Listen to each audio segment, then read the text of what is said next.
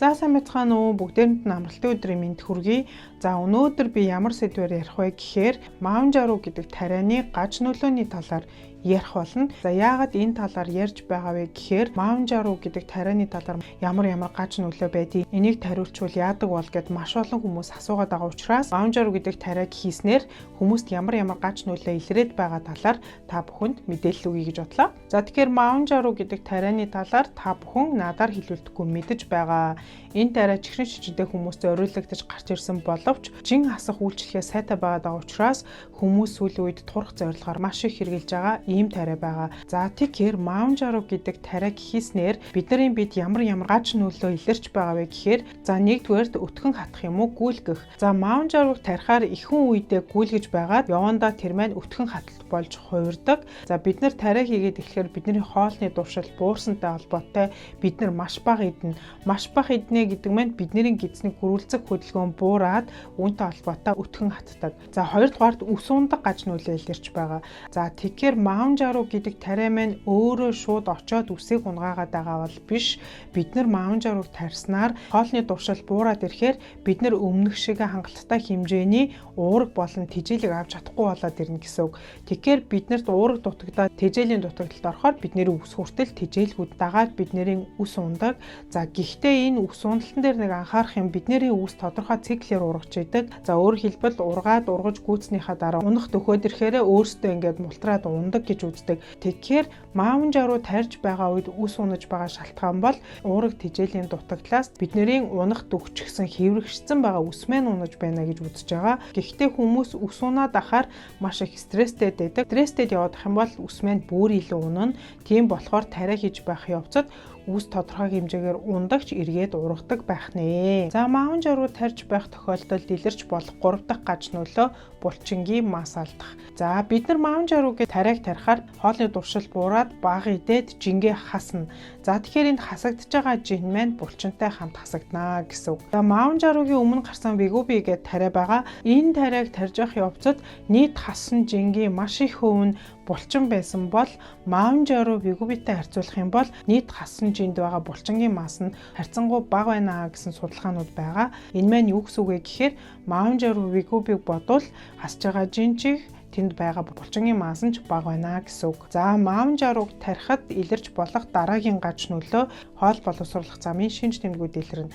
Жишээ нь дотор мөх хооллох, өөлжих, огуулах. За энэ тохиолдолд ихэнхдээ эмчнэр хоолоо маш сайн жаажлаад удаан ид, зөөлөн хоол идэх, за мөн хоолоо идчихэд шууд хэвдэхгүй байхыг зөвлөж байгаа. За мөн дээрэс нь ядрах, толгой эргэх, даралт буурах зэрэг гаж нөлөө зарим хүмүүст илэрч байгаа. Тэгэхээр бид нар хоол бага идээд байна гэдэг чинь бид нар тэжээлийн дутагдалд орон шим тэжээлээ авч чадахгүй байна. Ядарн, султан, толгой эргэн, даралт унж байгаа тохиолдол бол ихэнхдээ даралтны им уудаг, даралт игтдэг өвчтнүүдэд энэ зовөр илрээд байгаа. За мөн Маунжаруг жирэмсэн хүн хийлгэх үү, хөхүүлхэн хийлгэж болох уу гэж маш их асуусан байсан. Жирэмсэн болон хөхүүлхэн Маунжару юм уу, Вигуби юм уу, эмжин хасах тариануудыг бол хийх заалт байхгүй. Дээрээс нь жирэмсэн болохыг төлөвлөж байгаа эмэгтэй Маунжару ч юм уу, Вигуби ч юм уу иймэрхүү тарианууд хийж байх юм бол жирэмслэхээс 2 сарын өмнө эдгээр тариагаа зогсоогоорой гэсэн гайдлайн одоогор байгаа. За тэгэхээр эцэст нь Вигубич бай, Маунжаруч бай иймэрхүү тариаг тарьж байх явцад бид нэр маш их жин хасдаг.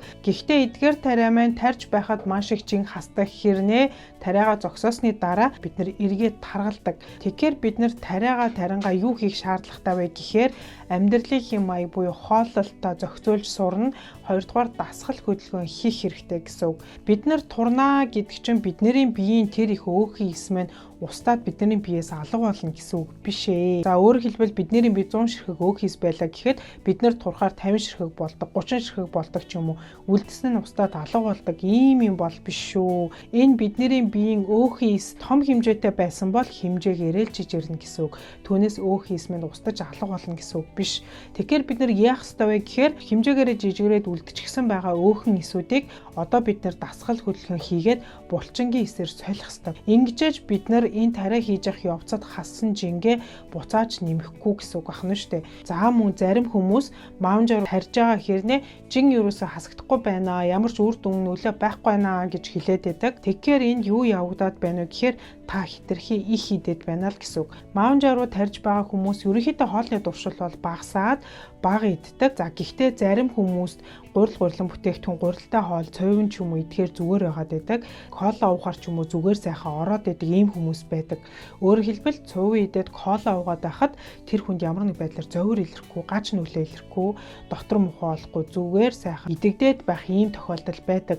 Тэгэхээр энэ жин маань хасагдахгүй гэсэн үг. Тэгэхээр эмчнэр юу гэж зөвлөж байгаа вэ гэхээр маунжаа руу тарьж явах явцдаа дасгал хөдөлгөөнхий багаар ойр ойрхон хоолол хамгийн гол анхаарах юм юу вэ гэхээр энэ тариаг тариа тэртээ тэрэнгүү турна. Гэхдээ энэ тариаг тариа зогсоосны дараа эргээд маш амархан таргалж байгаа гэсэн судалгаанууд байгаа учраас энэ маунжаа руу гэдэг тариаг тарингаа амьдралынхаа хэм маяг хооллолтоо зохицуулж энэ хөвшилд сураад дасгал хөдөлгөөн сураад ингэж барьж явах хэрэгтэй гэж зөвлөж байгаа. Түүнээс насан туршдаа бид нар энэ тариаг тарина гэсэн үг биш шүү дээ. За тэгэхээр маунжаа руу гэдэг тариаг тарьж байх явцад анхаарах хэдэн зүйлийг би хэлээд өгье. За нэгдүгээрт маунжаа руу тариаг хийсэн хэсэгт үрвсэх, улайх, янз бүрийн тууралт өгөх.